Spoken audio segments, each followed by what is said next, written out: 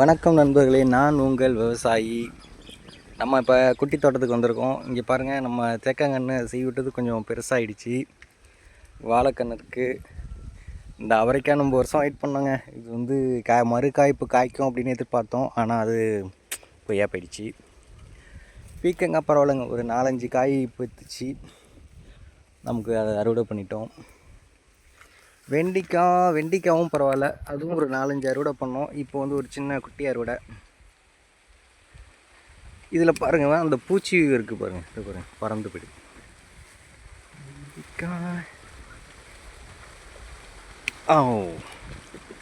பார்த்து உடைக்கணும் நம்ம.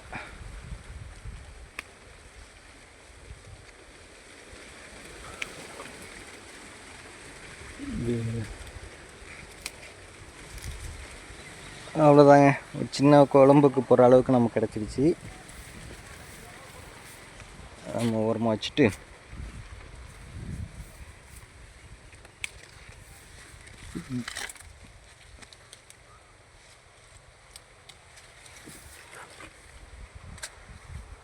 கொத்தரங்காய் பாருங்கள், நல்லா ஹைட்டாக வளர்ந்துருக்காரு. ஆனால் தண்ணி பத்தில் கொஞ்சம் வாடுது, அதனால் தண்ணி ஊற்றிட்டுருக்கோம் நம்ம.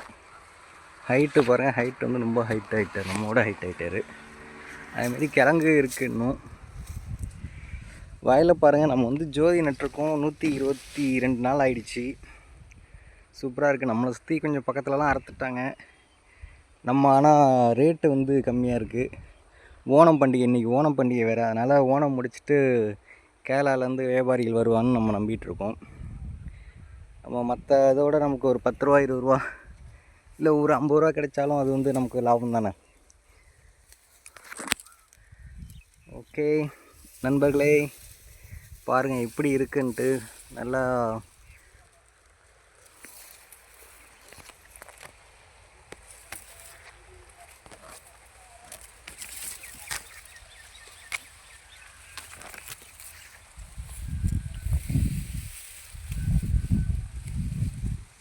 ஓகே.